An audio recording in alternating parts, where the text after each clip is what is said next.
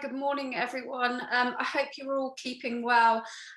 Just in case you don't know me, I'm Jules Townsend. I'm Chief Executive of the Community Rail Network, and I'm hosting today's webinar, supported ably by Hazel and Hannah, our events team. And I'm really thrilled that we've got more than 50 people on the webinar today, which is just brilliant. So thank you very much for joining us for what we regard as an incredibly important discussion and a timely discussion, especially in light of the great need for us to rebuild confidence around rail use post-pandemic, and of course to reach out to and engage and enable wider groups to make the switch to rail, combined with buses, walking and cycling, if we're to succeed in decarbonising transport and to do so with the urgency that's needed to tackle the climate emergency. And I think the idea that rail is absolutely central to a more sustainable transport system and a brighter future is something that is being increasingly picked up, recognised and championed by the rail industry, by government and our wider community and voluntary sector.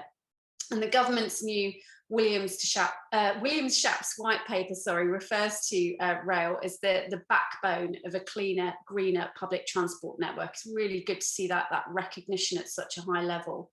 And I'm sure that's a sentiment that all of us share within Community Rail, but of course we do have work to do to make sure that we're armed with the right information, to make sure that we're able to convey that confidently in ways that people can relate to get across rail's green credentials, and to use our position within communities to help people take those messages on board and really think about how their transport behaviours can make a positive difference to our communities and to local and global environments.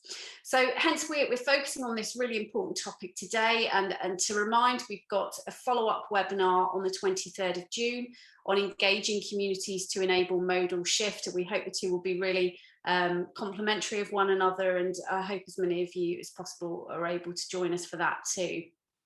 Today, we're hearing from a brilliant range of expert panellists from the rail industry, the third sector, and a great community rail example too, to provide you with ideas, inspiration, facts and figures. But we also very much want to hear from you, as always, so please do make use of the discussion sections and make use of the chat function, as Hazel has said, to contribute to your thoughts, ideas and experiences.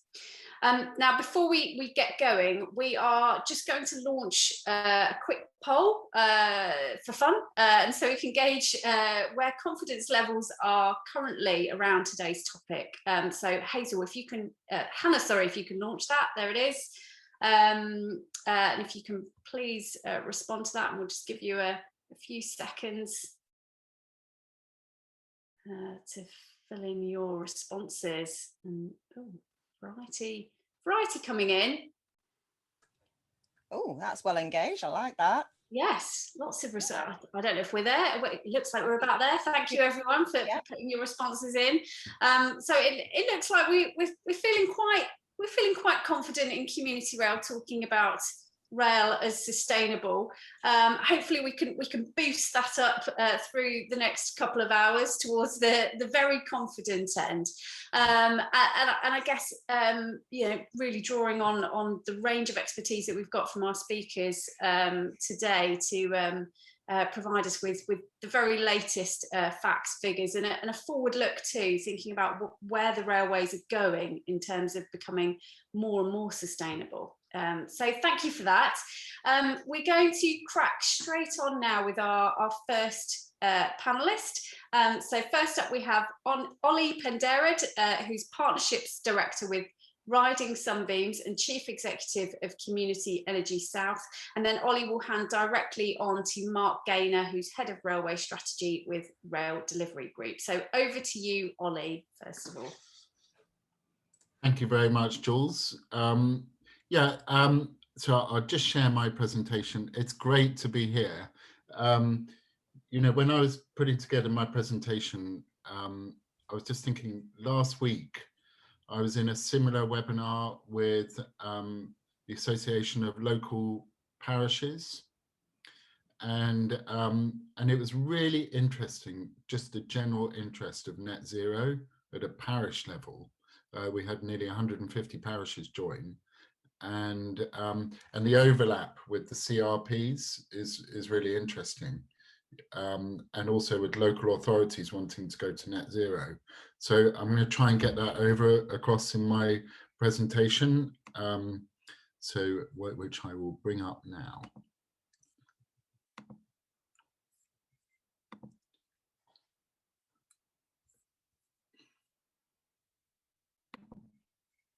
So hopefully you've got that up. You can see that, can you, Jules? Yeah, Mark's nodding, and then I'll pass on to Mark. So thanks for the introduction.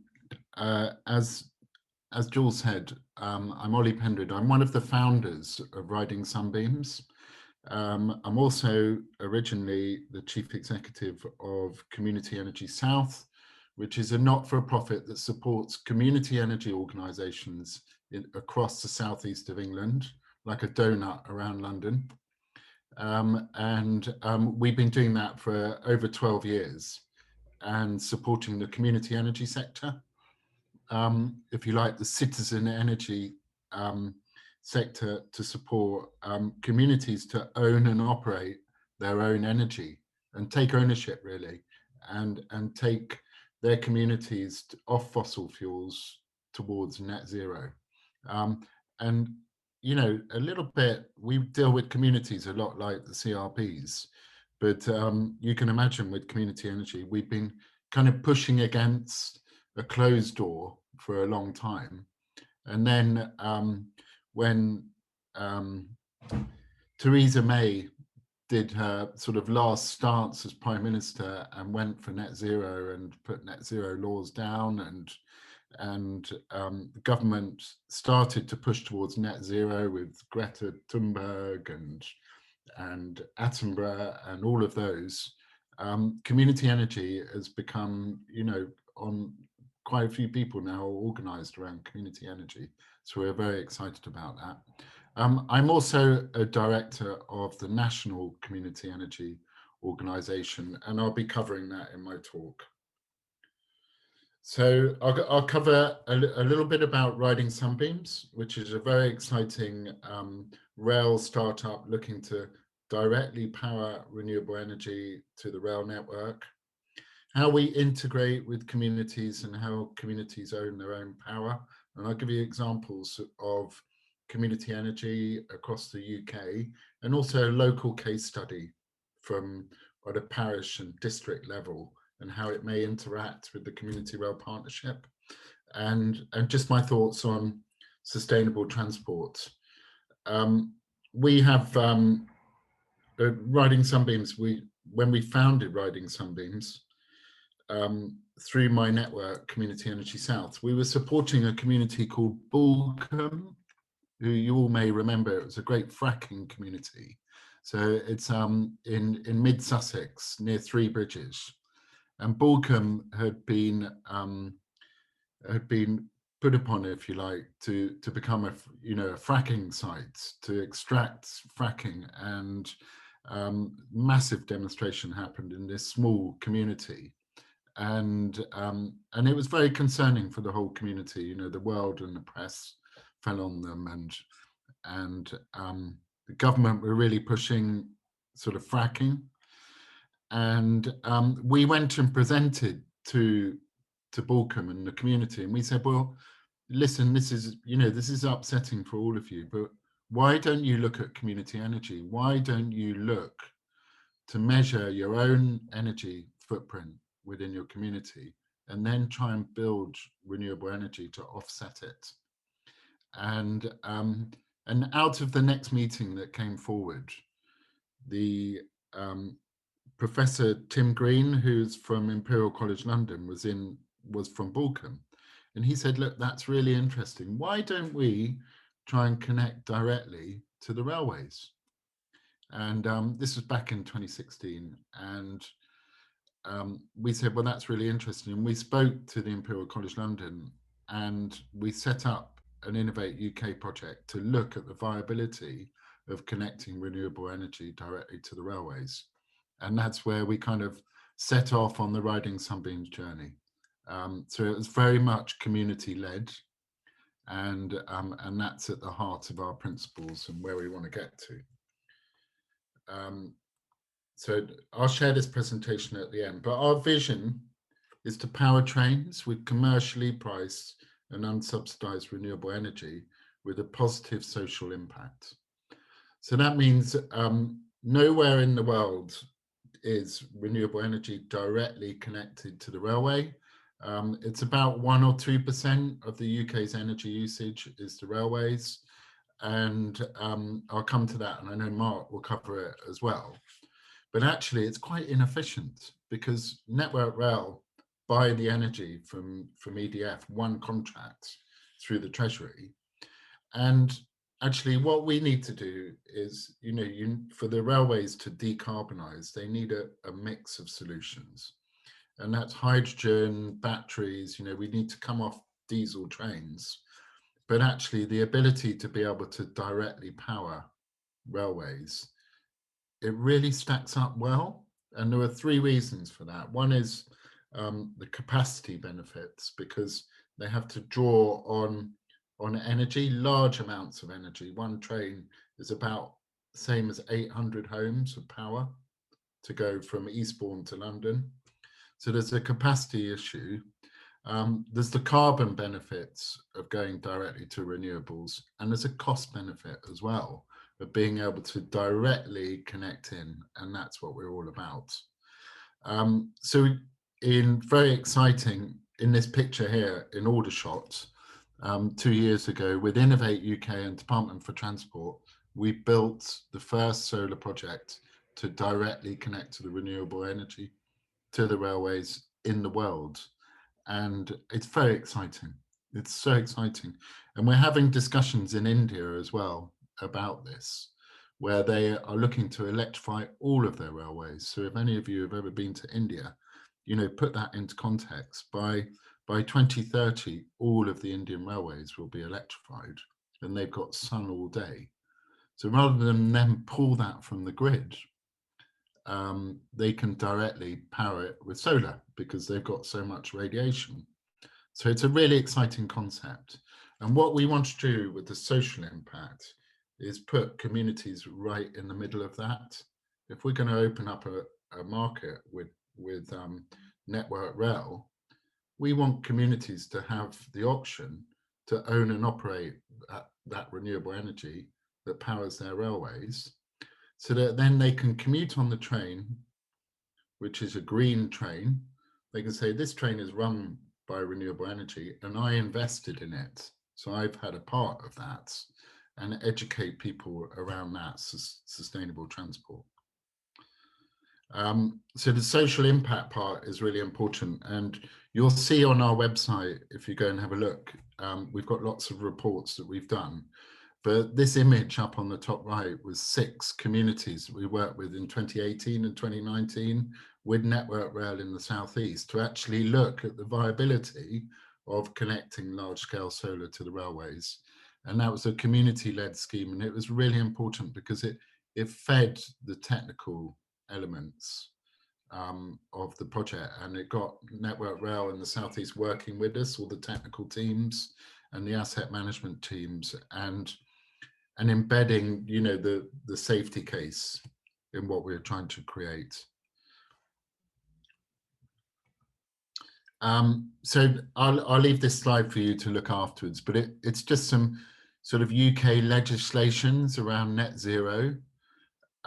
So as the rail industry are looking at net zero, and I know that Mark will cover that, the obviously local authorities and the government have now got stringent targets to get to net zero, 68% by 2030, and actually it's going up all the time. So there's layers to what we do on a local community level.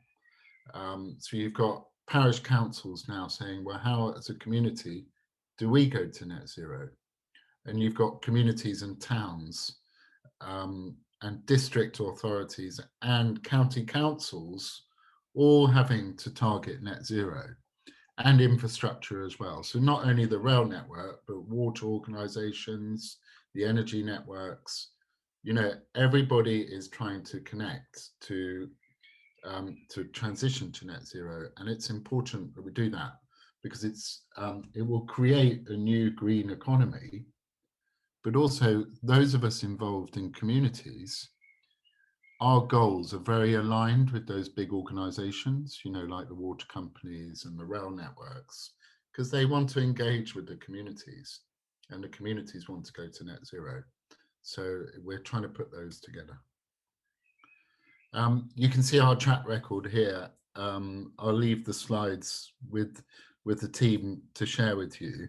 But it was very community led, and we've had some really good partners come in to the organisation, which included Ricardo, who have a huge rail department as well as an energy department, and Thrive Renewables, who own over 60 megawatts of renewable energy in a portfolio through Triodos Bank.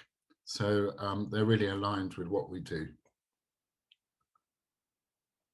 And you can see us in the press, and I've left some links. So before I go on to community energy, the William Shapps Rail Review, which I'm sure the other speakers will also cover, it's really exciting for us that we've been named in that. Our project has been named, and I can give you the link and I'll put it in the chat afterwards. But they actually talk about renewable power generation in the rail estate and how local communities and station initiatives can get involved with that. And I think it's really powerful that the government is now talking about this openly, because we feel strongly that communities should be involved with local renewables. So just a little bit about community energy, and I'll give you some examples, and I'll just check where I am with time. No, I'm doing good. So the community energy sector across the UK, it's kind of split in between England, Wales, and Scotland is very separate, but we do count Scotland. In total, in 2020, there were 270 operational community energy groups in the UK, and they're supported by the organisations here. And Community Energy England is a national body. They do lobbying for government on community ownership of renewable energy and support innovation. And community energy groups do a lot of innovation. And there's a lot of sort of rural funding that comes from government, central government, to support communities to innovate around energy, which is similar to what we've done with Riding Sunbeams. And it's quite an interesting sector. It was born in sort of the grandmother of community energy was in 1996, where there's a project called Bay Wind, which was a wind turbine up in Cumbria. And it was a commercial wind turbine. And actually the community said, we really like this. Can we buy it and own it ourselves? And so they set up a mechanism for the community to buy it, in a typical cooperative mechanism, and where people could own shares, their own shares, and get an annual return. They couldn't sell their shares, but they could redeem the shares to the Community Benefit Society, the cooperative. And that model now has been replicated across the UK many times. And in last year, we undertook a vision for the sector and the growth in line with net zero, and it's looking to grow up to 20 times. And it employs masses of jobs, up to nearly 9,000 jobs within local communities. It's really impressive, and it makes for resilient communities. If you look at your own community and consider the energy bill for that community, you know, it's just like you pay your energy bill at home and the money leaves the economy, and community energy is all about keeping the money in the economy. This is a map of all the community energy sector. This is in 2020. It's grown a lot in 2021, but in total there are 93,000 community members engaged, and as I say, they're all cooperatives, community interest companies, or community benefit societies. And I know we've got a speaker later from Anglia. We're working a lot on a last of a European project in East Anglia to look at grow community energy sector across that region. Now, with riding sunbeams, where we're looking at powering the railways, there's a link with the community rail partnerships, because we've reached out to the community energy sector and said, you can look at adopting your station and putting renewables in your station, you know, like projects like energy gardens at stations, and using that as an information hub and a transport hub for net zero. And I'll give you an example of how I see that could work in a moment. So here's the face of community energy. The picture in the bottom left-hand corner, that is the community at Grenfell. So in Grenfell, they set up a community energy organisation, the Grenfell Tower, and it's called North Kensington Community Energy, and they put solar on the social hub there so that it would have cheaper energy bills, and it could be run as a renewable energy social centre, and the community got to have shares in that and invest their own money in it. So there's a benefit, it's a rounded benefit from the community. So yeah, and in Lewes, down in East Sussex, the Lewes Pound, one of the editions of the Lewes Pound featured community energy on it. So it's actually on the pound notes there. And it's very exciting there that district authorities have started to invest in community energy organisations, which is a real rounded benefit as they go to net zero as well.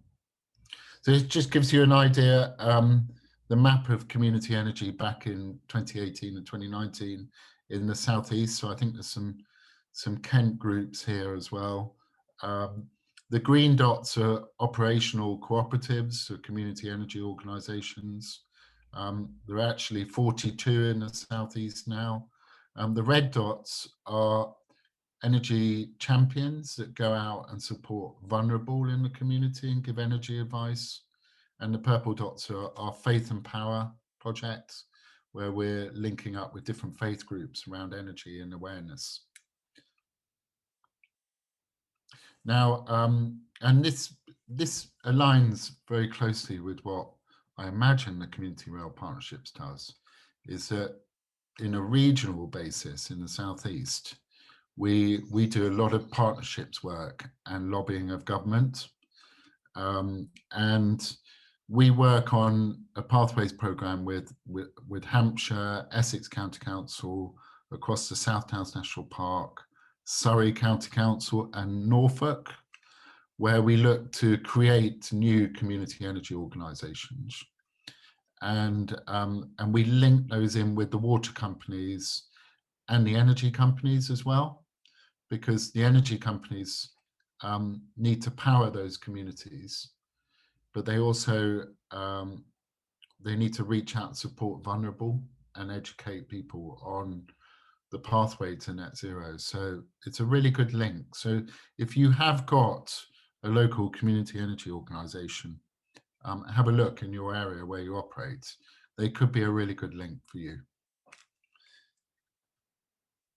And just on a kind of regional perspective, the Department for Business and Energy has now split the country into 5 areas, into energy hubs.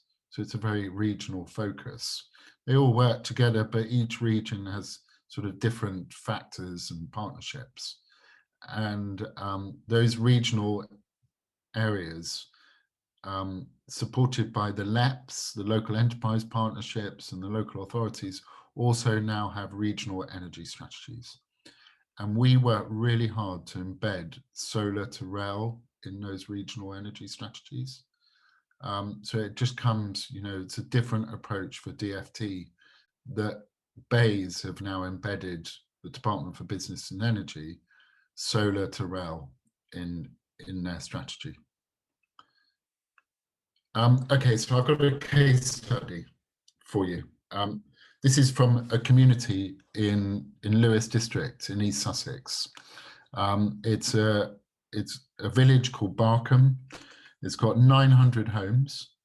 80% of the village use oil for heating. It's not far from Brighton as a local city, and there's a very high level of electric vehicles in the community as well. Because it's a rural community, the residents are constantly going into the local town and to the city, so they're driving back and forth. Now, what we need to try and do to transition them to net zero, to come off oil for heating, but also for electric vehicles or electric bikes, is enable them to link in with the local transport system. And the community have come to us and said, look, we want a net zero plan, but we don't want to be in our cars all the time. And it's our biggest issue, with more housing. How can we interact better with the railways and get on the trains? And so we're trying to actually develop a net zero sort of pathway plan for these rural communities. And that's being taken up a lot by rural communities across the whole of the Southeast and our community energy members. And it links in with the local authorities. So Lewes District Council are also have a net zero strategy now as part of their policy, as do East Sussex County Council, and that's replicated across the UK. And I think community rail partnerships should have a really good look at those and see how they can be more involved and have more of a voice in those strategies locally. And I know, Mark, on your presentation, you link in with ticketing, repricing ticketing and enabling people to transport a lot better. This community say, we don't want to have to drive into Brighton and park with our whole family. We want to get on the train and go in, be right in the middle of town, but it needs to be affordable for us. And that's a link, and people need to be rewarded for traveling better. And I'll just check where I am on time. I think that's my time. So I had some nice slides at the end, just showing greenhouse gas emissions within transport. It's by far the lowest in rail.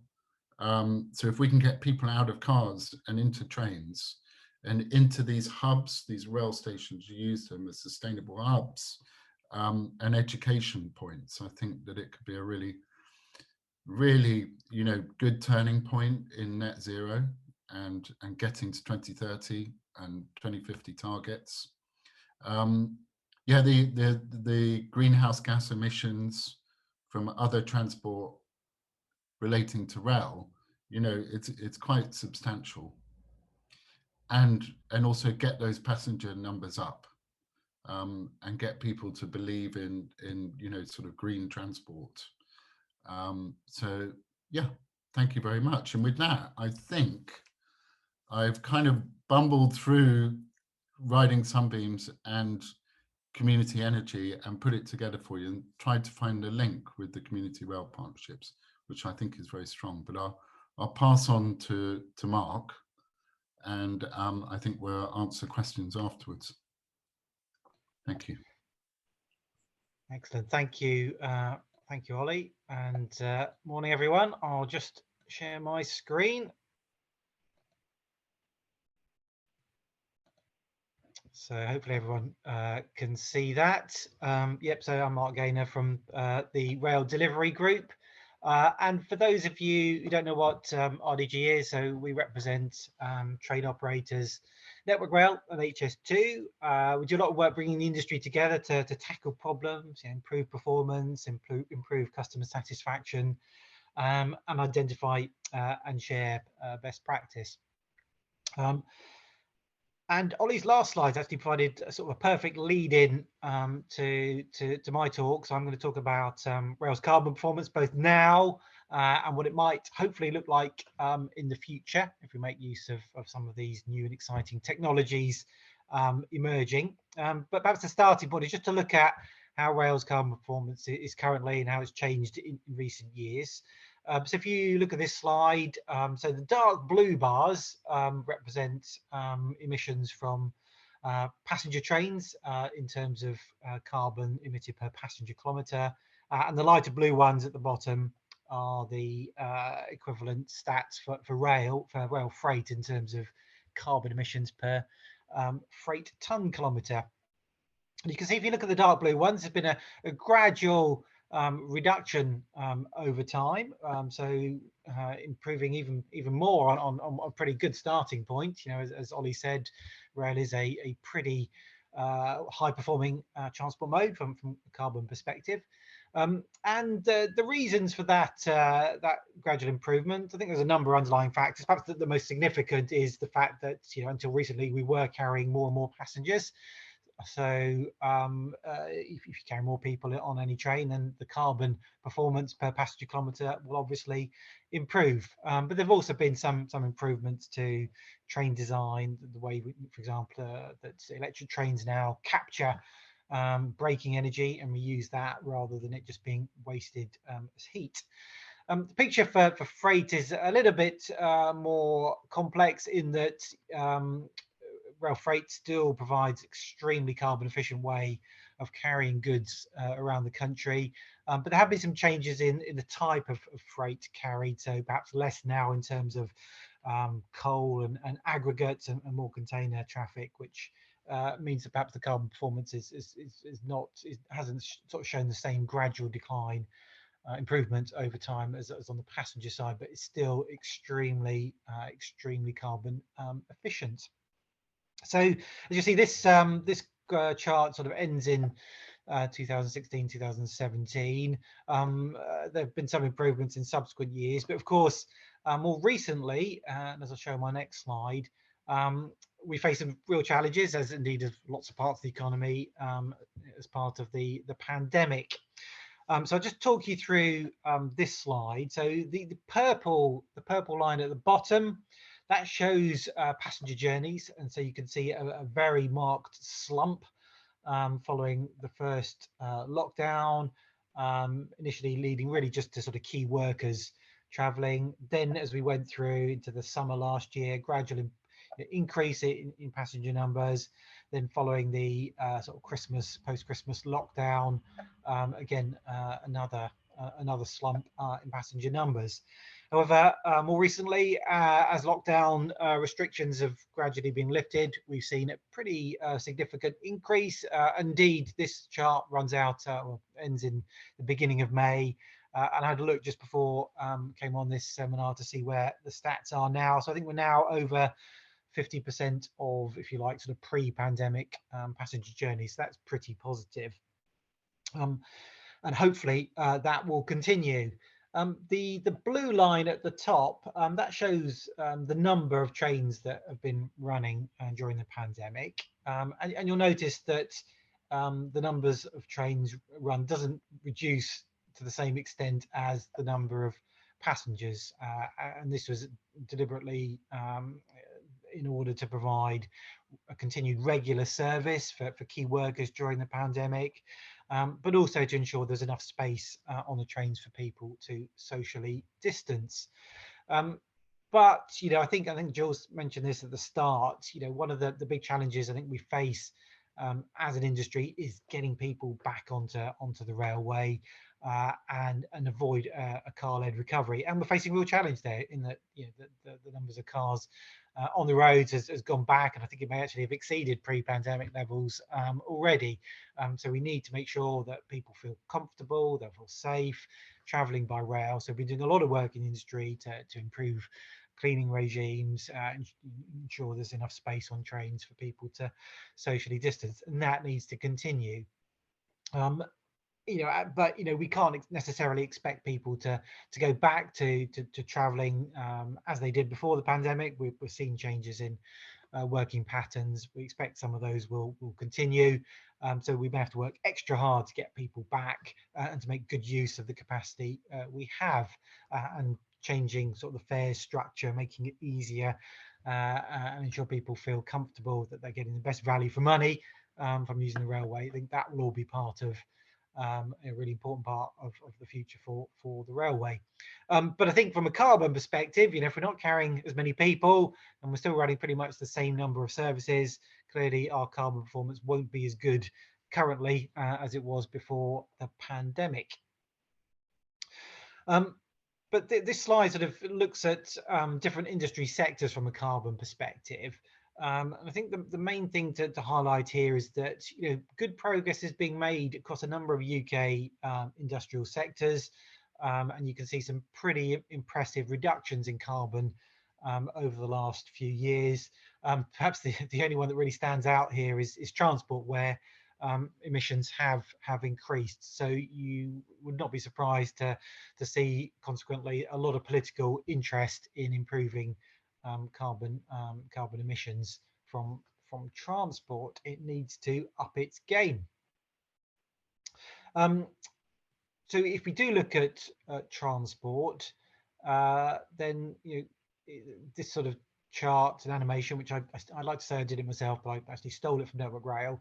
It sort of shows how transport emissions are broken down, so as you might expect.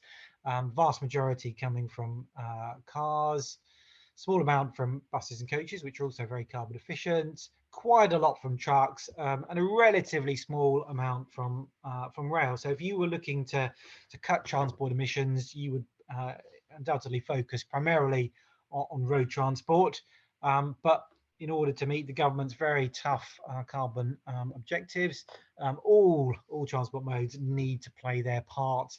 And of course, not only does rail have a role to play in reducing its own carbon emissions, but also hopefully in encouraging modal shift from other more carbon intensive modes. Now, some of you might remember this chap, so Joe Johnson, Boris's brother, who was briefly a rail minister in DfT back at the end of 2017, beginning of 2018. As a DfT minister, he would have seen quite a lot of what was going on across transport to decarbonise. He'd be aware of government's plans to ban the sale of petrol and diesel cars. He would have seen the increase in electric cars coming onto the market, all the work going on to produce electric and fuel cell, hydrogen fuel cell buses and coaches, and indeed developments in electric aviation. So he, on the back of that, issued this challenge to the railway, and I think it was exactly the sort of thing that government ministers should be doing, sort of setting a challenge, setting a high level of ambition, and then not sort of prescribing what the solution should be, but asking the experts in the industry to come up with some solutions to, as this says, take off all diesel only trains from the network, and provide a broader vision for decarbonising the whole railway. So on the back of this challenge, the industry mobilised. It set up something called the Rail Industry Decarbonisation Task Force, and you can see the rogues gallery of those involved on the left. So the session was the task force was chaired by Malcolm Brown, wearing the dark jacket, Chief Exec of Angel Trains.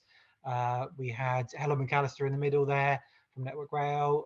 There's me, Maggie Simpson, some of you know from the Rail Freight Group. Richard Jones from the Railway Industry Association, providing the supply chain perspective, and then expert support provided by colleagues from RSSB, so Anthony Perret in the white shirt, and this extremely tall man, Andrew Cluth. There's a bit of a wide angle on this picture, so he looks even taller than he actually is, but Andrew Cluth providing a lot of expert advice on carbon. So the task force produced a report. You can find it online, quite a good read, and that concluded that it was possible to take diesel trains off the network. It was possible to decarbonise the whole railway.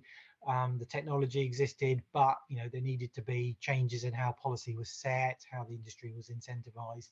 But a really solid piece of work, which then led on to Network Rail undertaking a more detailed look at how to roll out different technologies in different parts of the network in order to decarbonise. And that was called the Traction Decarbonisation Network Strategy, and that was led by Helen McAllister in the middle there from Network Rail. So what that study looked at, and I think Bruno in his presentation may talk a little bit more about some of these technologies, but it looked broadly at three things, three types of technology. So conventional electrification, battery powered trains, and hydrogen powered trains. And this slide with the traffic lights sort of gives a broad overview of where these technologies can work, and perhaps some of the applications they're not quite so well suited for. So on the right hand side, you have an electric train, which electrification is suitable for any type of traffic. Electric trains are light, they're reliable, powerful, can accelerate well. So lots of good qualities there. But of course they need electrification infrastructure, which is pretty expensive. And of course, when the overhead wires or the third rail runs out, that's as far as your electric train can go. Hydrogen in the middle carries its fuel supply with it, so it can go anywhere. Potentially, quite good range, though there are some challenges around how much hydrogen you can store on a train. Some challenges around power, so it may not be the best solution for higher speed passenger operations or indeed freight, where you really do need both a lot of power and a lot of range. And then on the left, we've got battery powered trains. Bigger challenges there in storing enough energy on the train to enable it to travel long distances, or to provide the amount of power you need for higher speeds or for freight. But in some cases you could use a hybrid approach where you have basically an electric train, but with a battery store on it, so it can provide a bit of off the wire capability, last mile into a freight terminal, or to join up two bits of to sort of travel between two electrified networks. So the Traction Decarb Network Strategy looked at these technologies and came up with a view as to where they might best be used on the network if we wanted to fully decarbonise the railway. And the map on the right, which you probably can't see, sort of shows, but using different colours, where different technologies could be used. But in broad terms, what it concluded was that there is a need for a lot more electrification. So the term STK here means single track kilometres. So how much distance to electrify. So it concluded we needed nearly 12,000 further track kilometres of electrification. There was a relatively small role for battery power, slightly larger one for hydrogen, and some areas where, with this question mark, where at the moment there wasn't a clear technical choice, and a lot would depend on the cost and capability of different technical solutions, so things might change over time. So you can find out more through that link there if you wanted to look at a bit more detail at what the Traction Decarb Network Strategy said. But of course, that strategy, it's not a plan. It's more of a vision. It's more of a this is what we could do, and it's fed into some work that the government's been doing. So the Department for Transport's doing around a broader transport decarbonisation. And I think if we wanted to decarbonise the network, it's going to take a long time. It's going to take some real focus. It's going to take a lot of money, whether that's to put up new overhead wires or to build new hydrogen trains. And of course, you can't just turn on a tap suddenly and expect to be able to do that. We need to make sure we've got the capability to build, maintain, operate all of these new technologies and new trains. I think, as others have said, I think Ollie mentioned, there's been some really positive mentions of decarbonisation in the rail white paper. And what we also expect to see, hopefully in the next few months, the Department for Transport publishing its Transport Decarb Plan, which should hopefully set out the government's ambitions to decarbonise not just rail, but the whole sort of transport sector. Not sure that's going to include commitments of new money, but you know, let's fingers crossed it will. Let's see. There's also some broader long-term planning work going on, which was mentioned in the white paper. This thing called the WISP, the Whole Industry Strategic Plan, which will set out sort of like a 30-year vision for the railway. So we'd expect decarb to be a strong theme in that. And as I mentioned before, we shouldn't just be thinking about this from a technical perspective. We need to have a really good green offer to win back our customers, and increasingly, the environment are things that is something that our customers increasingly care about. So we need to have a good story to tell. I wanted to mention a couple of other things as well. Jumping on a bit. I mentioned at the start that RDG does quite a lot of work bringing our members together to identify and share best practice. Something we produced fairly recently is a sustainable stations guide, which was launched a few weeks ago. I think Sir Peter Hendy was involved in that. It's on our website. It includes lots of really interesting case studies on what a number of operators have done to improve the sustainability of stations. There's a few examples on that slide. The Eco Station at Accrington, which is well worth a visit. I went to see it just after it opened. I was very impressed by the attention to detail. Bottom picture about LED lighting at stations, a good way to reduce energy consumption and improve the station environment. Recycling, helping to avoid lots of plastic bottles being thrown away by providing chilled water at stations. A really good Network Rail initiative. And I think we might hear a bit later from Stephanie, Kerry and Jane about some other initiatives at stations, but well worth a look. We've had over 2,000 downloads of this guide, so it's proven popular, but it's unlimited, so it's all available online, so have a look at that. And then Ollie, in his presentation, talked about riding sunbeams. Absolutely fantastic project to sort of connect renewable energy directly to the railway's traction supply. Within RDG, we've been looking at something that will complement that. So every year, the railway uses 4 terawatt hours of electricity. That's equivalent to 4 billion kilowatt hours. So it is about 1% of UK electricity consumption, but that comes just directly from the national grid. So the question has been asked, how could we get more of that traction electricity coming from renewable sources? Ollie talked about the renewable energy work that he's doing. A complementary concept that we're looking at is something called power purchase agreements, which is where an organisation enters into a contract with a third party and says that we'll be guaranteed to buy X amount of electricity over the next 10, 15 years. And in return for that sort of, that guaranteed consumption, this third party goes away and builds a new solar farm or wind farm, not necessarily in the UK, could be anywhere. But it's all additional renewable electricity, and so you can get guaranteed low carbon electricity coming into the railway, reducing our carbon emissions, but also hopefully, because the cost of renewable energy is going down so quickly, hopefully also reducing cost, which is pretty important in the current climate. So we're making progress on that, and hopefully there'll be more we can say on that in the coming months. And certainly we want to be in a position to be able to announce something pretty positive before the COP26 climate change conference in November. So that's it from me. I'll stop sharing and then I'm handing back to Jules. So back to you, Jules. Thanks, Mark, and thanks very much to Ollie for those great presentations. So we've got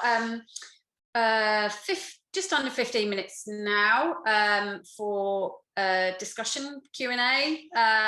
So please do use your raise hand button if you've got a question to ask or something to say, and I will. I'm looking at the wrong bit. Here we go. I'm just keeping an eye on who's putting their hands up. I'll just let you have a second to have a think, and if you've got any questions, I've got a couple of things that I wanted to pose as well. Keep just having had a look at what was coming through on the chat while you were talking, Ollie. There were a few questions that came in to do with how community rail partnerships and groups can find out about existing community energy projects on their patch that they may work with, a suggestion that you made. Do you have any other specific recommendations for how to find out what's in your area, thinking about different parts of the country? Is it best to go through Community Energy England, or are there other branches that we should be looking at? Yeah, on the Community Energy England website, there is a link up, so you can email Community Energy England, but just Google search your community energy in your area. And I think somebody did in Sheppey, or there was somebody in Community Rail Network in the chat that I saw from Kent who Googled Community Energy Kent. So it's a really good link. And most community energy groups, and in Scotland they have a great network, Community Energy Scotland. So most community energy groups have done, you know, LED lighting projects, solar projects. They probably have solar panels. So I've seen them at stations, put solar panels at stations that, you know, run water butts and things like that, or, you know, for gardening projects. So yeah, just Google community energy in your area and then just make the link. But also afterwards, I think I'll put Jules in touch with Emma Bridge, who's the Chief Executive of Community Energy England. See if you can make the link as well. That sounds great. Yeah, so I think there's I think it would be good for us to get some further information going out through our bulletin for other members who are not on this webinar, and just to encourage those in community rail to get in touch and to think about community energy as a possible local partnership. I can see we've also got a hand up from Linda Brinklow. If you want to unmute yourself and ask your question. Yes, I'm unmuting myself. We can hear you. Thanks, Linda. Okay. I live on the Isle of Sheppey, and we have a very small line called the Swell Rail Line, and it runs right alongside of Peel Port, which is well, it's a port authority, but they've got four large wind turbines. Would it be possible to buy energy off of them to power our small railway? Did you say it's a community railway? Well, no, it belongs to Southeastern. Yeah, but Southeastern. Yeah.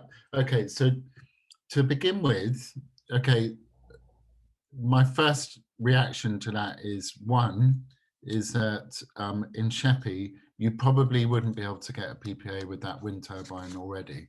They built the wind turbines to a PPA, to a power purchase agreement, which probably lasts for 25 years. But there's two options for you, I see.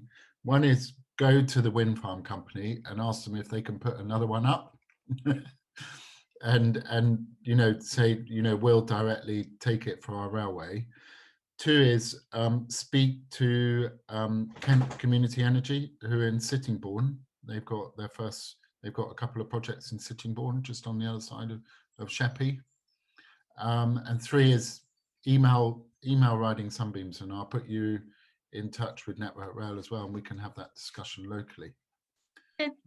Because if it's got capacity on the line, then we should be able to, in future, directly connect. Yeah, thank you very much. Thank you, Linda.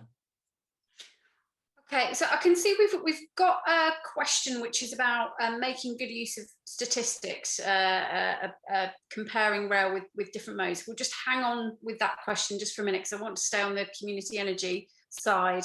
So we've had another question through from Sarah on the Darrant Valley CRP. Sarah, do you want to just unmute yourself and ask that question directly rather than me paraphrasing? Yeah. Oh, hello. Yes, can you hear me? Yes, we can. Yeah. Yeah. It's just by chance I happen personally also to be involved in a community energy scheme that we've just started up here, and I live near Sevenoaks in Kent, and we're an oil-based village, very like Barkham, who we've been talking to a bit.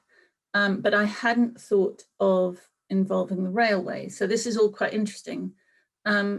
And we're in an AONB, so we'd sort of dismissed solar panels because we thought there might be planning issues involved with that. And we're looking at ground source as a way of moving forward, which would have minimal impact. I'm just curious how, in your experience, do AONBs limit the use of solar panels? And the second part of the question is, how could I get the railway to support the initiative? Okay, so first of all, on the railway one, it's probably best you do it through Riding Sunbeams because we've got the link with the railways in the southeast, and we know all the people's a massive organisation. So it's probably best, Sarah, that you come to us on that. On the AONB, yes.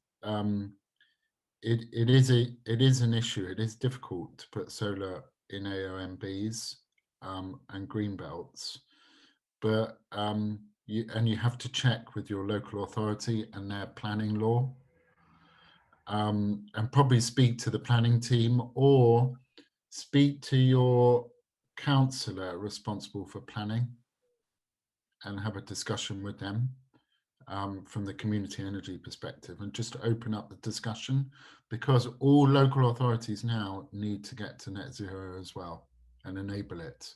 So they are looking at that. Now the thing is about standalone solar panels in fields is that you can still wild seed plant around the solar panels, and actually the biodiversity net gain on solar farms or solar parks is incredible. It's like 9 times bigger than if it was just kept as an open field, because you can enhance planting and everything, and the land stays fallow for while you've got the solar panels there.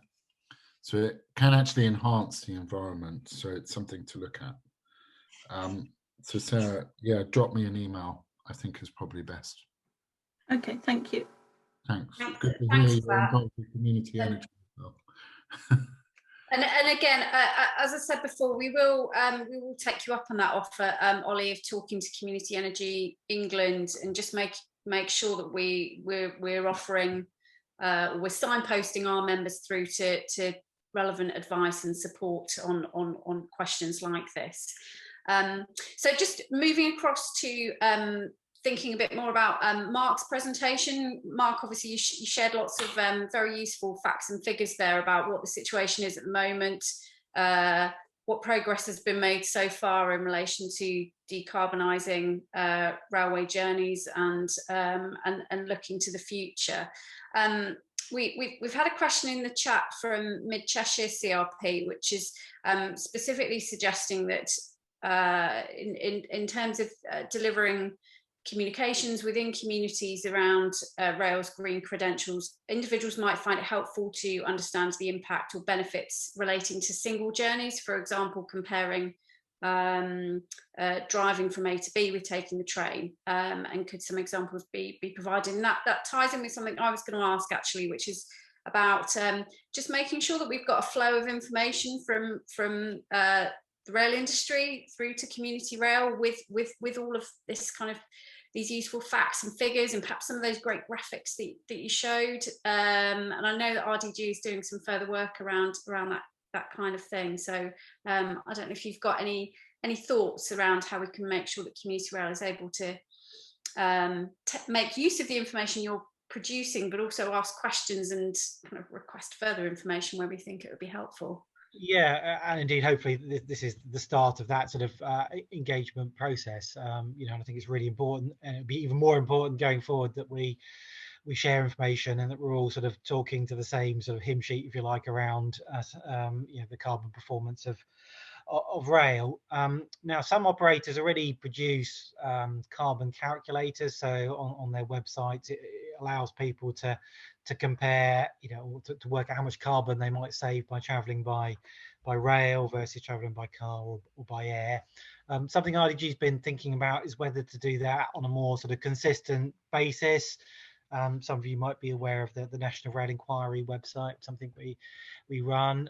Something we are exploring is whether we could include, you know, a carbon calculator on that, so anyone could then access it and just look at, you know, well, if I wanted to go from, you know, Birmingham to Manchester, whatever it might be, you know, what would the carbon impact of travelling by different modes actually be? And we think, you know, there could be some interest in that, not just from a individual perspective, but also from a corporate perspective. You know, businesses are increasingly concerned about their carbon footprint, including sort of business travel. So that is something we're looking at as well. So yeah, very happy to keep the conversation going, and you know, we are trying to pull together more, you know, a compendium of stats on carbon, and we're very happy to sort of share that more widely. Great, and I know, Mark, that you've RDG's got its own decarbonisation network now, which is providing a bit of momentum on that. But I think it's a good point, actually, making use of information that individual train operators have already got available on their websites. Yeah, I think quite a few have got, as you say, their own carbon calculators now. So that is something that Community Rail can be actively making use of already. And we'll certainly we'll carry on talking to RDG about you know, how we can make sure we've got that flow of information on an ongoing basis. Yeah, very happy to do that. And Jules, you mentioned the RDG Decarb network, and you know, we hold, you know, events every sort of couple of months, to invite, you know, a speaker in to talk about, you know, relevant carbon issue. So one of Ollie's colleagues, Leah Murray, came along to talk about riding sunbeams and other things. I'm very happy for you know, any of your members to participate in any of those activities. And in fact, we've got hopefully a hydrogen panel session coming up in a few weeks. So look out for details of that. Great, thank you. Yeah, and we'll make sure that we're sharing information on those events. Thank you. And we're just up to 5 minutes past now, so we're about to go to a break. But I also wanted to just echo the point that Mark made about making use of RDG's new Sustainable Stations Guide, which really does emphasise the importance of community involvement to making stations more sustainable. But there's absolutely loads of useful content in there that Community Rail can make use of for working with your industry partners to raise the sustainability standards at stations. Gosh, that was a tongue twister, wasn't it? And I think Hannah put a link to that guide in the chat, so it's to hand there for you all. Okay, right, I don't want to do a short on the break. We're going to just do a very quick poll before we break, which Hannah is going to launch now, just to gauge the extent to which you're all doing work in this arena already, and hopefully that will help us lead on to the chat later in the webinar. So you can see you all filling that in now. Bit of a mixture coming through. fair number not doing a great deal at the moment, so so hopefully today will help you to start incorporating these sustainability messages into your promotional work and into your local engagement activities. But right, I'm conscious that I'm holding this all up going to the break, so we will have a 5 minutes break for tea, coffee, whatever, so we will start again just after 11:10. So see you again in a few minutes.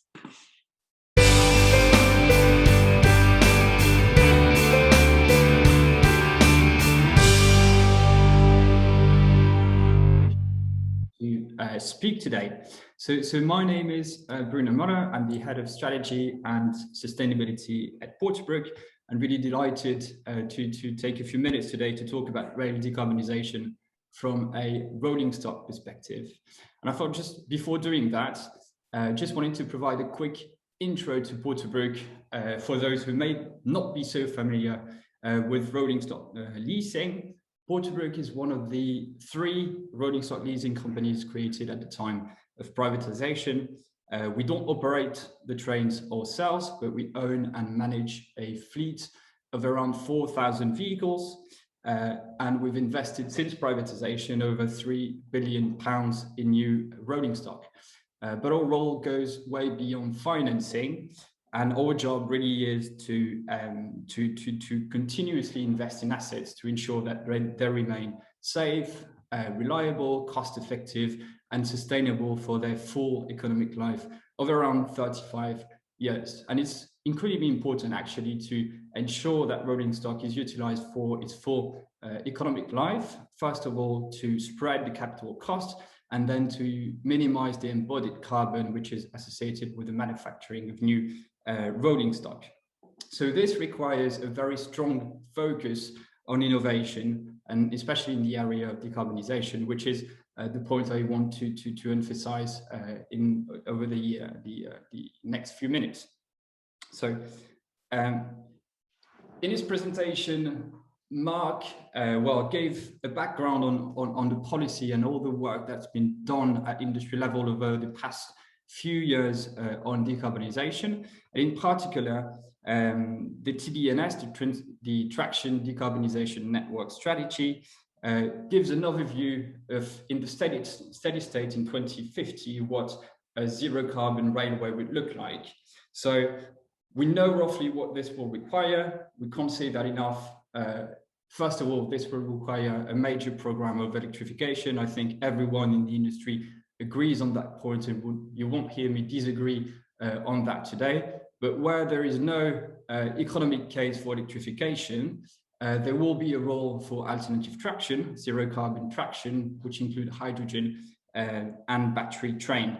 So these pie charts sort of show us the direction of travel and where we need to get to.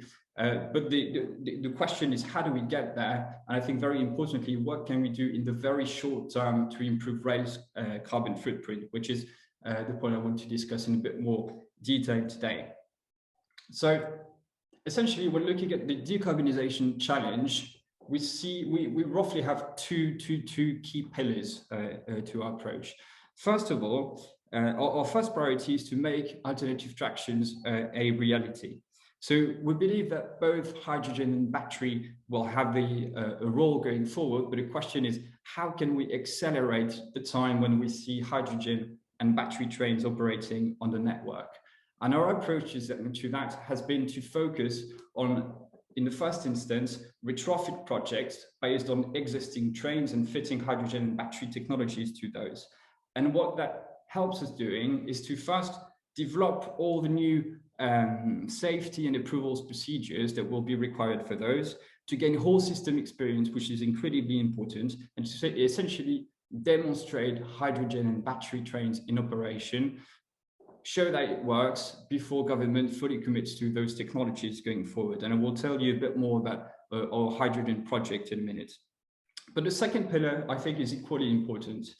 Battery and hydrogen will have a role. Hopefully, we'll see much more electrification over the coming years. But in any scenario, this will take time. And any ambitious program of electrification will take a minimum of 30 years. So what can we do in the short term? Well, the answer is to focus on diesel. It's not as exciting as new hydrogen trains, but this is the most tangible opportunity we have to improve rail's carbon footprint in the short term. And I will touch on two projects in particular, which is our hybrid rail project, Hybrid Flex, and then the Eminox after treatment technologies, which is looking a bit more specifically at the air quality concerns and what we can do about this. But first, hydrogen. So hydrogen and fuel cells are very promising technologies in the area of decarbonisation, essentially because you use hydrogen stored on board, you use oxygen from the air, and you can produce electricity to power the train, and the only byproduct is water. So Hydroflex, which is the first hydrogen-powered train in the UK, was a great example of collaboration between business and academia. This was launched at Innotrans in September 2018, and only 9 months later at Rail Live in 2019, our partner, the University of Birmingham, and ourselves were able to showcase the first hydrogen-powered train. So following this, we work closely with Network Rail and the regulators to bring the Hydroflex to the mainline railways. And following that, in September 2020, we successfully completed mainline testing, supported by Innovate UK in terms of funding. And you can see here a picture of Transport Secretary Grant Shapps, who joined us on that first trip of a hydrogen-powered train on the UK network in September 2020. But we decided not to stop after that first prototype. We embarked on the phase 2 of Hydroflex, which is a production version of our hydrogen train. So as part of this project, we are taking the capabilities of hydrogen trains a bit closer to what diesel trains can do and a bit closer to what is required for passenger service. So we'll have bi-mode capabilities, meaning we can operate on electric mode under the wires and then of the wires on electric modes. In terms of speeds, we can now reach 90 miles per hour in hydrogen mode, 100 miles per hour in electric. So again, much closer to what will be required to maintain the diagrams. We're also embarking 100 kilograms of hydrogen on board, which means we can operate the train for 4 days of operation before it needs to refuel. And last month, we're really excited to announce a partnership with Network Rail, where we'll be showcasing the Hydroflex at COP26 in Glasgow in November. So looking forward, we think that there is probably a market for somewhere between 200 and 300 hydrogen-powered trains on the network. We think that this will be mostly new build hydrogen trains, but what we are doing with Hydroflex in the meantime is really accelerating all the work streams that need to happen beforehand, so we can bring forward the date where those hydrogen powered trains are operating on a network. But in the meantime, what can we do about the existing diesel fleets? Well, we think that hybrid technology is a great opportunity to improve rail carbon footprint in the short term. Hybrid Flex is our hybrid rail project, which we've developed in partnership with Rolls-Royce, and essentially it combines a modern stage 5 compliant diesel engine with a battery powered pack to allow zero emission operations in and around stations with associated cost and performance benefits with improved acceleration. So in terms of environmental performance, that reduces CO2 emissions on average by 25%, but also some significant air quality benefits with reductions in NOx and PM emissions by over 70%. So where we are on the project at the moment, the first unit is currently undertaking a program of testing in Derbyshire before returning to passenger service later this year. And following that, there are great opportunities to scale up. Porterbrook owns around 500 turbostars, which are similar to the ones you see on that picture. And this is the most significant opportunity we have before electrification comes up to further improve rail's carbon footprint.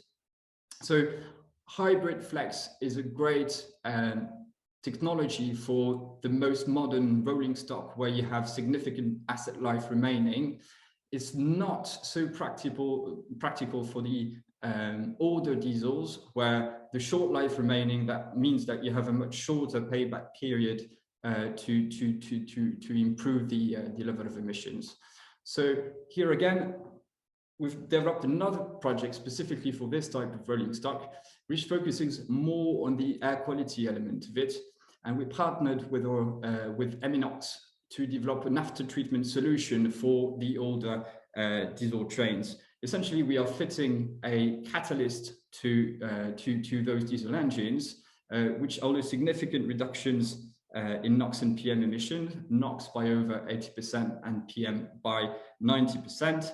And the project won the National Rail Awards last year in the Sustainable Business category. And following that, this will be rolled out to the Class 158 fleet operated by Great Western Railway, with, again, great opportunities to roll out the technology further to many more diesel fleets across the network.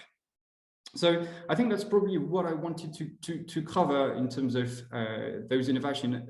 Hopefully that gives you a good flavor of the innovation at play in the moment in the industry on decarbonisation. And I think at that point, I will hand over to Stephanie at Great Anglia and her colleagues. So over to you, Steph.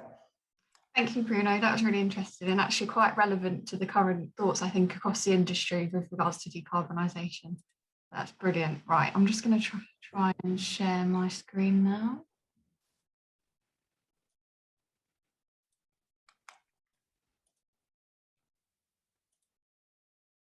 Brilliant. Now, hopefully everybody can see that okay. So just to introduce yourselves really, so I'm Steph Evans, I'm the Environment and Energy Manager for Greater Anglia, and I'm also joined by Kerry and Jane. If you want to just introduce yourselves, Kerry and Jane. Yeah, hello everyone. Oh, sorry. Carry on, Kerry. Hi, yeah, I'm Kerry Worrell. I'm an independent PR consultant and I work with Greater Anglia's media team. And I'm Jane Sumner. I manage the Essex and South Suffolk Community Rail Partnership, so work with Greater Anglia in partnership. Thank you. Brilliant, thank you both. So our session will hopefully provide you with an example of how train operators can work with community groups, such as the Community Rail Partnerships, to help enhance the local environment and improve biodiversity, with a key focus, I suppose, on working together. Before we start, we've just got a short video just to give you a few highlights.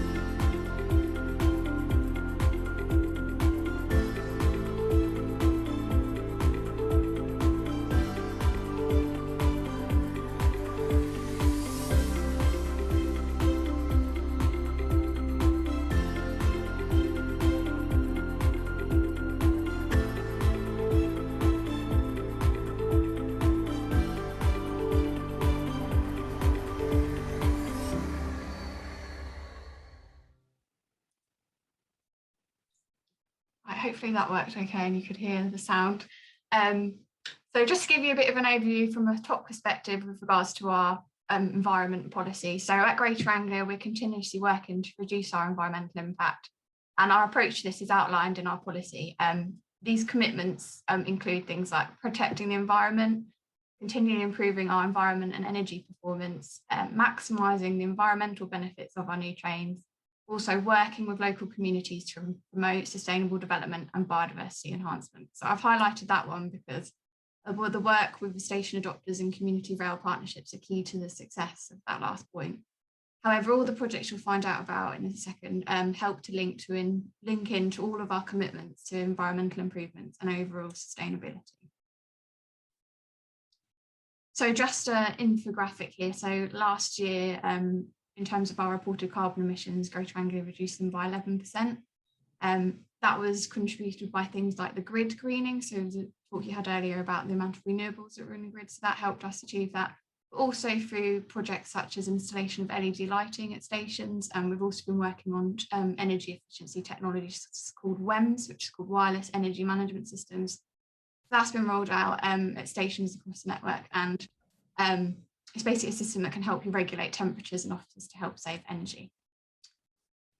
So just a bit on the targets we're working towards. So we've got a 2.5% energy reduction target each year. So that's looking at energy and gas use at our stations.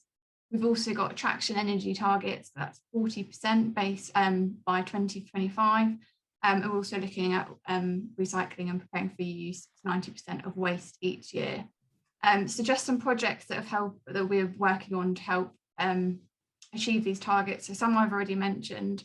We're also looking at smart metering, so where we've got automatic meter readers across there. So we already have about 85% for electricity, but working to roll that out to 100. So then we've got 100% remote metering. So that way we can know exactly what we're using at stations and we can target reductions more efficiently. Also looking at leak detection at stations for water. So targeting, if we know exactly where the leaks are, they can obviously be addressed quickly.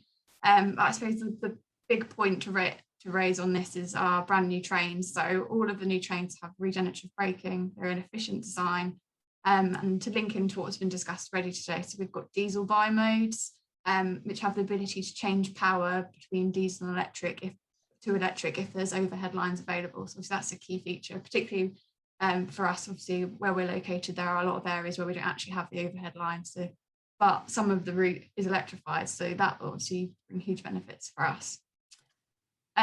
So all of the environment and energy work, objectives and procedures that we adhere to are written and conducted in line with international ISO standards, which you may have heard of. To maintain these, we're audited every 6 months across all of our operations, and working to these standards helps us to continue to drive environmental improvements, as well as being able to show we're externally certified to these standards. So you might just think, hang on, what's this got to do with community rail? But the key thing I wanted just to point on here today is obviously our auditor visits a sample of sites every 6 months, and he started to notice wildflower meadows and bee hotels and all of these great things. And he said, who's actually doing this? So we basically set up a session with one of our customer and community engagement manager, Alan Neville, and he gave some more examples of what we're doing with regards to sustainability and community rail. And that was just a comment that he put on our audit reports, just to recognise, that whilst we are focusing on carbon and energy management, that there's been some impressive work on sustainability and biodiversity, and that's been pivotal due to the link with community rail. So that's more from a general overview. I'm now going to hand over to Kerry, who's going to talk about the vital link and PR as a key theme.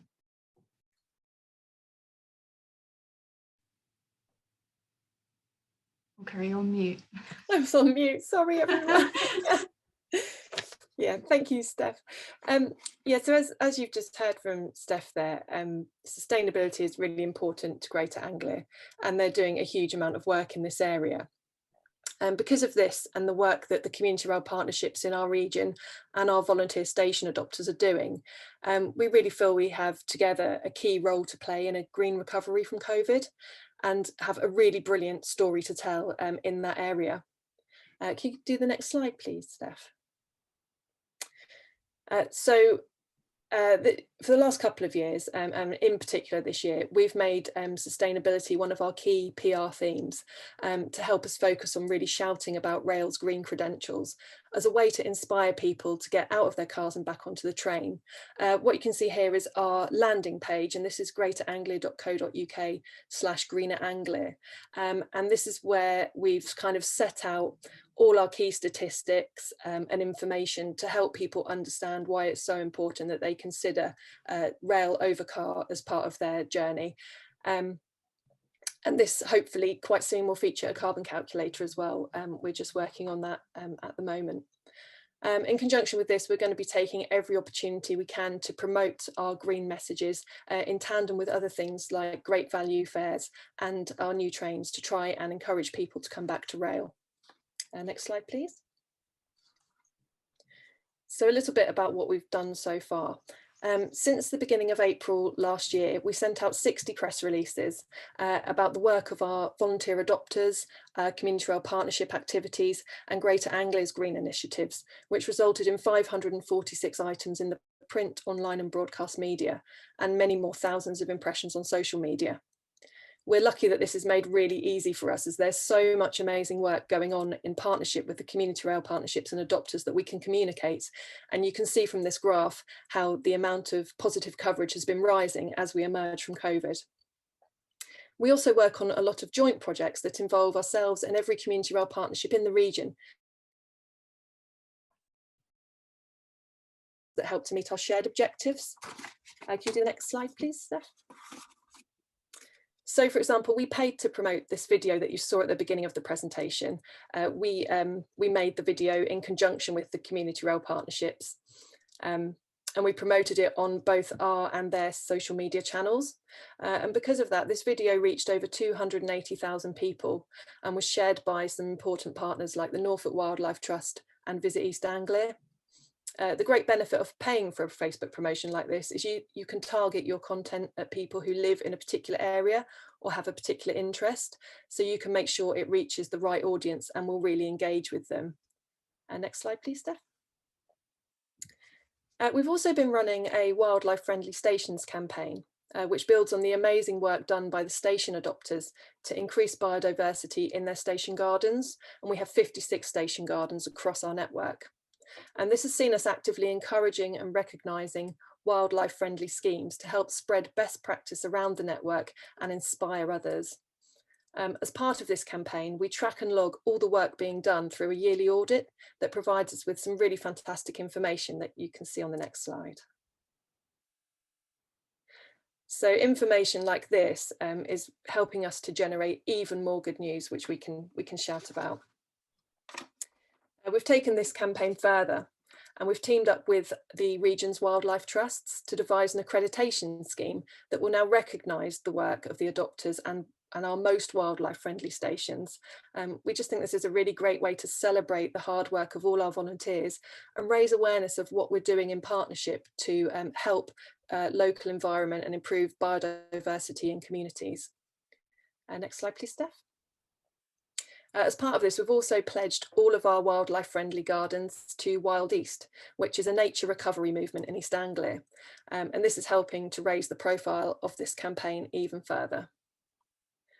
Another joint project that we're really excited about is our Switch It Off at Level Crossings campaign, which will launch on Clean Air Day, which is the 17th of June this year.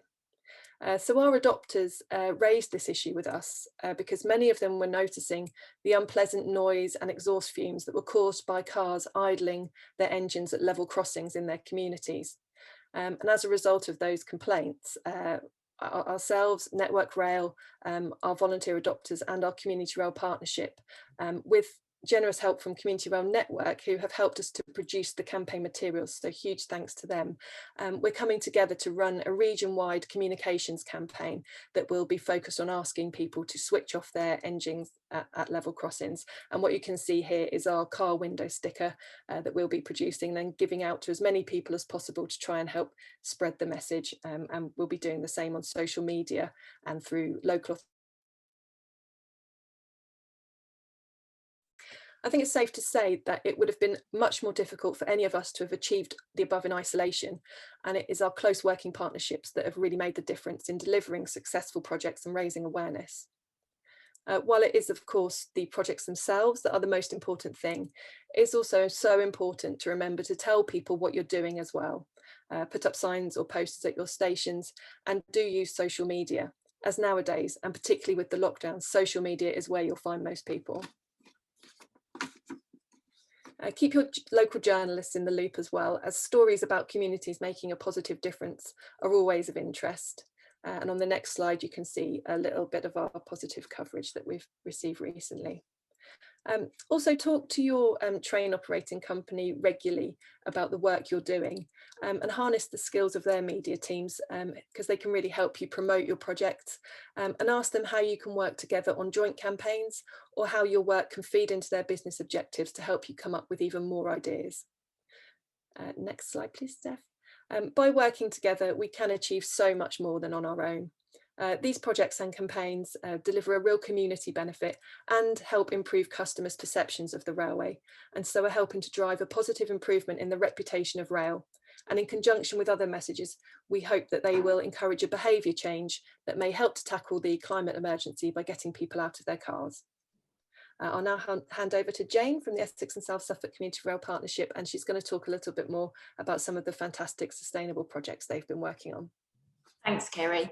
And I'd like to thank Kerry, because Kerry's right. We work really closely with the communication team at Greater Anglia, and highlight our work. And I think weekly we're now highlighting something that one of the community rail partnerships have done, aren't we, Kerry?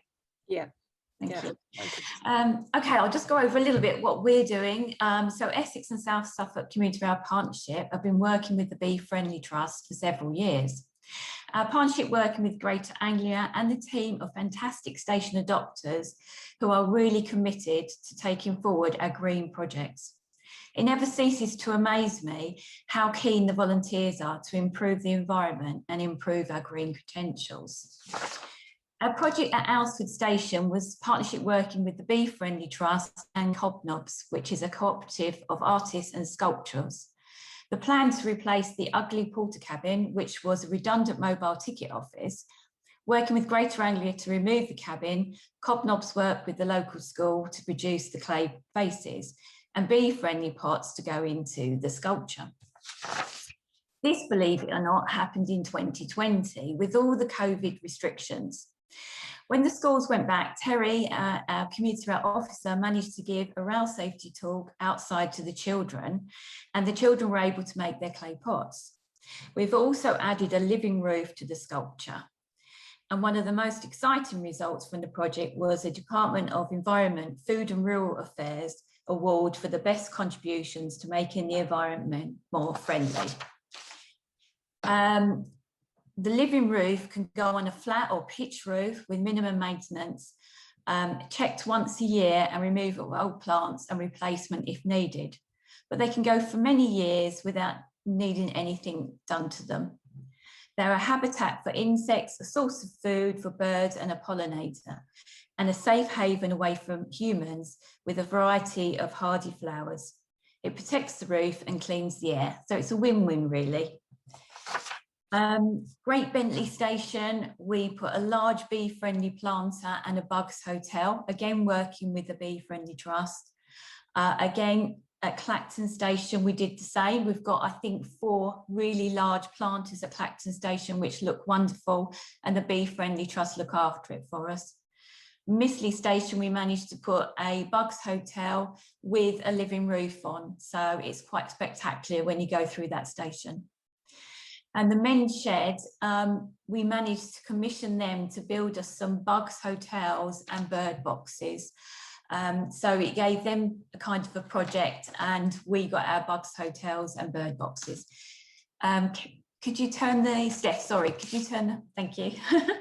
So some pictures from around the area. So in the left-hand top picture is the sculpture at Alsford, and you can see some children there looking. It's been a source of engagement at Alsford Station. We've also got a talking bench there, which helps.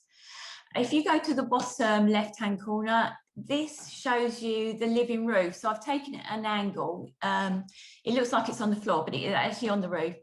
And that looks spectacular. And the middle picture shows we need bees and bees need us. We've produced these, they're quite big posters, but they're made out of dye bonds so they can go outside. And we've got them at 25 of our stations, just to kind of alert people to the reason why we need bees. And the top right hand corner is our first insect that managed to use our living roof at Alresford Station. And then Terry receiving the award from DEFRA. Steph, could you change? Thank you.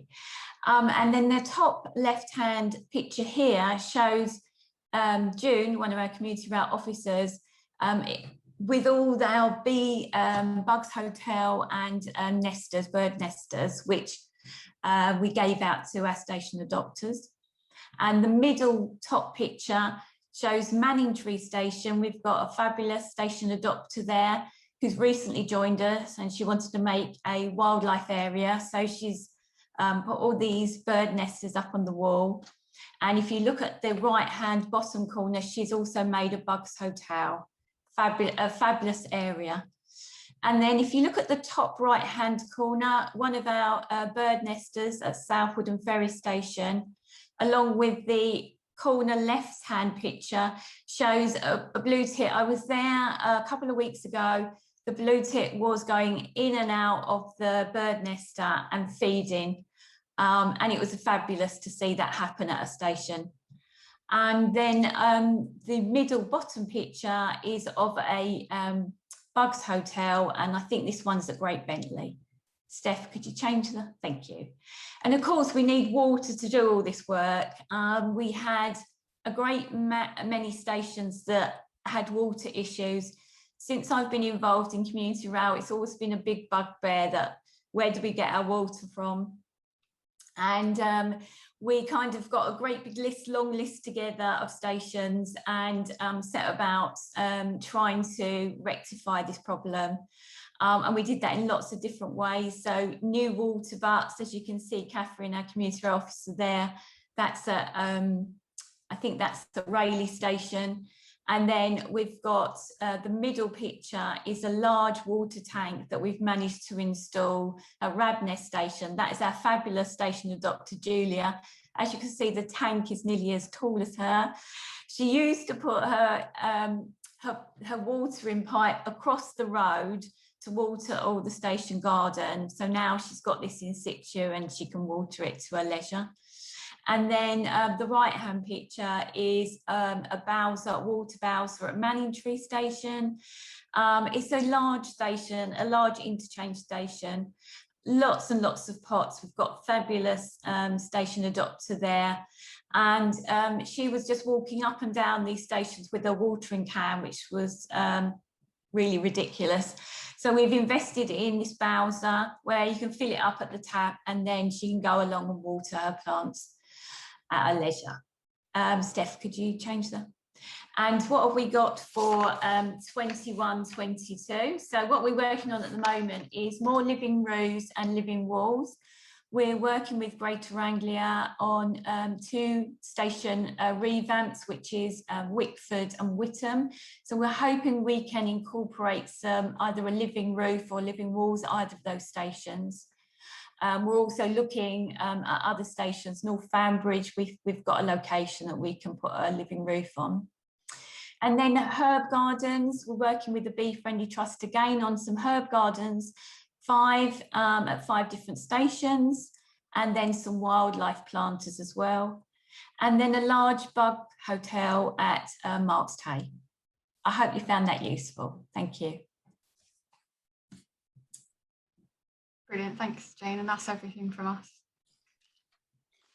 Thank you. That was really great. I think we could run a whole webinar, couldn't we, on water solutions for station adopters. I know it's a common challenge, but maybe we'll do a special bulletin on it at some point. It sounds like Jane, you've got all the expertise there, so we may well come back to you on that. But thank you, all of you. That was really fantastic range of insights, and we'll now have another 15-minute Q&A session. So just to encourage anyone who wants to put their hand up and ask a question, please do.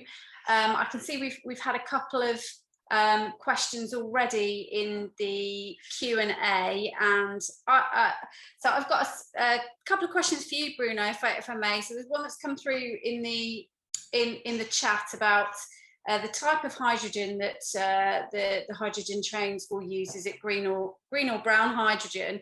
And I guess just a broader question for you, if I may just roll that in. Do you have any comments, any suggestions that you want to make about how community rail might make use of some of these really fascinating insights that you've shared? Some of these new technologies. It's quite exciting stuff. Is there anything that you want to add in terms of what community rail might do to use this information, particularly at a local level, and to really understand what's happening within their area? Yeah, of course. Thanks, Jules. And just to pick up on that first question, really good one. At the moment, 95% of the hydrogen produced worldwide is based on natural gas and the reforming of natural gas, and the output of that is actually only marginally better than diesel in terms of carbon emissions. So the challenge is, as we move towards the hydrogen economy, is to produce green hydrogen. The good news is that we can produce green hydrogen through electrolysis using renewable energy. And in the UK, it's very complementary to the with the shift towards renewable energies using solar and wind farms. We can use some of that off-peak capacity to produce green hydrogen. So the train we're bringing to COP26 in November will be powered by green hydrogen using renewable electricity from Scottish wind farms. But as demand for green hydrogen increases, the production and supply capacity for green hydrogen will also need to increase quite dramatically going forward. And this is something the UK government and the private sector are actively looking at. And on that second point, Jules, so I think there are probably two ways. I think by all means, we're more than happy to share this information with you, so that the different community rail partnerships can use the information in their comms and contribute to helping promote greener rail credentials. But I think also in terms of future procurement decisions, when we go to bidding for new contracts in the future, it's really important as well for the voices of communities to be heard on those topics in terms of what improvements they want to see brought to the railways in terms of the emissions at stations, in terms of overall carbon. And I think working with us, the DFT, the train operators, in terms of helping build that business case and this awareness when we make the choices is incredibly important. Yeah, thank you. I think it's a really good point. Part of this is it's about community rail taking what's happening within the rail industry and pushing that information out to our communities, but it is absolutely also about us feeding back in, acting as a critical friend and providing those ideas and suggestions and views at a local level, which I think, as you say, Bruno, all helps to add momentum to what we're trying to do here. So thank you for that. I'm just encourage everyone again, if you've got any questions, to raise your hands. I don't think we've got any up at the moment, so I will continue just referring to what's been said in the chat. I just wanted to pick up as well on the fantastic example from Greater Anglia and Essex and South Suffolk and the other CRPs on the Greater Anglia patch, doing some really brilliant work to get across the railway is, it's really part of our green future. And I think some really interesting stuff there about taking what's happening on the ground within the station adoption movement, and using that to show the railway's green credentials, you know, and using it to show how the railway is caring for local environments and working with communities to provide a place for nature. And I think that's really quite powerful stuff.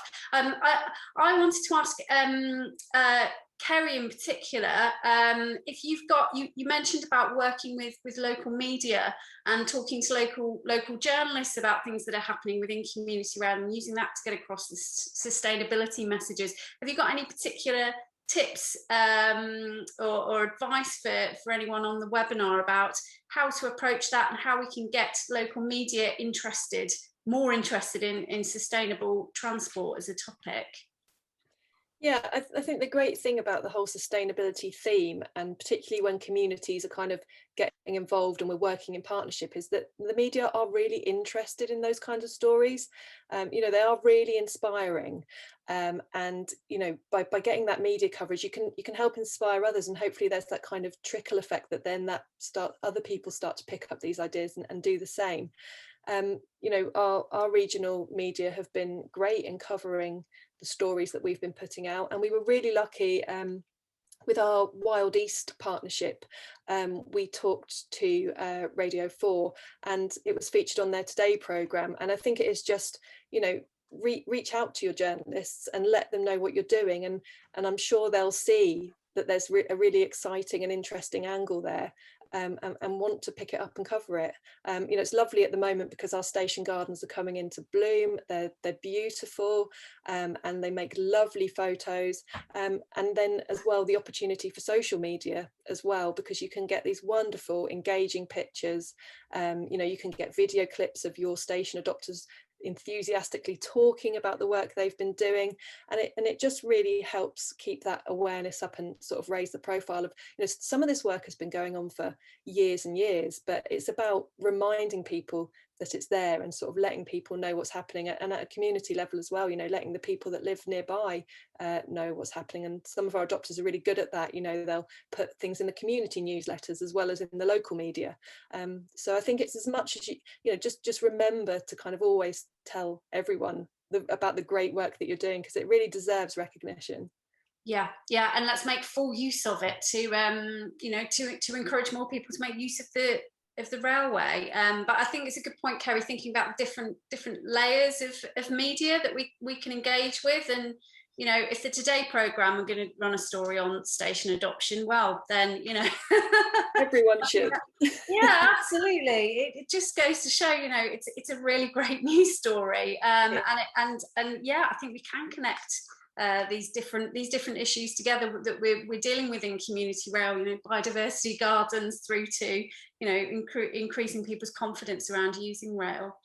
And great to hear, Jamie, you were talking about just the volume of stories that you've got going out on a regular basis. You said you've got something going out every week, which is great to hear. Absolutely. We were always talking to Kerry and saying, Kerry, can you promote this for us? It's a great partnership that we've got, I think, and it really is working. And I get to see all the news stories that come out in different of the papers, and every week we've been picked up for a story wherever it is, and it's absolutely fantastic. So it's really raising their profile. Yeah, just to add into that as well, Jules, as we track our reputation as well, and as a result of all this work, you know, you can see that the reputation in the region is improving, so it really does make a difference. Yeah, and I think something else I picked up on your presentation was about making sure we're sharing past successes as well as looking forward to future commitments. I think, Stephanie, you talked a bit about Greater Anglia's targets and pledges for improving sustainability, but also what you've achieved so far. And I guess these are really important bits of information that community rail can make use of and amplify. Definitely. I suppose if they help to share the message that we're doing and to make rail greener, you know, that can help encourage more passengers back to the railway and, you know, give confidence that it is actually the more sustainable option. But I have to say, I'm quite new to Greater Anglia and rail in general. So I joined last year. Not the best time to join during a pandemic, but actually it's been incredible to see what's gone on despite COVID affecting, you know, the volunteers have still been out there doing all of this great work. And I have to say, as a newcomer to the rail industry, I've been so impressed with the work the station adopters have done from biodiversity, and the fact it's actually been driven from community engagement, really. But actually the fact that what they're doing is helping Greater Anglia to, you know, improve the environment of the stations and improving the biodiversity that's there. So working together is, and yeah, I'm really quite impressed, I have to say. Yeah, no, and welcome. But yeah, something else that I really loved in your presentation was about the idling campaign at level crossings, which sounds brilliant, and great to hear that's come from ideas that have been put forward by volunteers, but launching as part of a big national event, Clean Air Day, later this month, and I think it ties in with I've been seeing quite a number of local authorities looking at this issue of people leaving their engines idling and trying to raise awareness about how damaging that is in relation to air quality and the climate. So yeah, so really interesting hearing about that. I've just spotted somebody's got their hand up. I think we've just got the one hand up. Sarah Newman from Darren Valley. Do you want to come back in, Sarah? Yeah, sorry, I don't want to ask too many questions. I just, I mean, I am pushing the sort of green agenda quite hard. I actually work within a council, and they're very keen, but they keep coming back saying, we haven't yet identified any funding. I mean, all the councils are quite pared back to the bone, particularly after the pandemic. So I just thought it might be useful within the context of this webinar to identify sources of funding for all these initiatives, or support that we can turn to, ways we can actually help the councils help us. Yeah, indeed, and I think that's a good point. And I don't know if any of the panelists want to come in on that point of working with local authorities and specifically different sources of funding that are available to support this kind of work. Ollie, do you want to go? Yeah, I suppose that comes into me as I'm quite familiar with it, but my thought on that is probably lottery funded, to be honest with you at the moment. You know, the lottery funding, the community lottery funding at the moment is people led and net zero. So I think there's a really strong, you know, you've got to look at clusters, which you've got with your CRPs. So if you could look at a regional lottery funded bid around this, you know, on accelerating the take up of green stations and educating people locally, I think that would be quite an endearing, you know, option. Yeah. So, obviously local authorities are strapped for cash at the moment. So, but my feeling is that communities have got to, you know, take the bull by the horns and find their own routes, but just get the local authorities to support them in that, and that becomes, you know, a very strong bid. So yeah, absolutely. And I think, yeah, where there are different partners coming together at a local level, of course that adds strength to any funding bid. We're certainly you know, habitually sharing information about relevant funding sources for community rail through our communications, but I think something that we might look at more is wider sources of funding for any kind of sustainability related projects at community level, which I think increasingly community rail might be able to tap into, and as Sarah said, working with local authorities. So I'm conscious of the time. We're overrunning very slightly, so I'm going to start wrapping things up and bringing things to a close. There'll be various things that we will be following up on at Community Rail Network with our panelists to make sure that we've got good information going out through our communications. So talking to Ollie's contacts, within community energy is something we'll follow up on, make sure that we've got some good information available for members on that.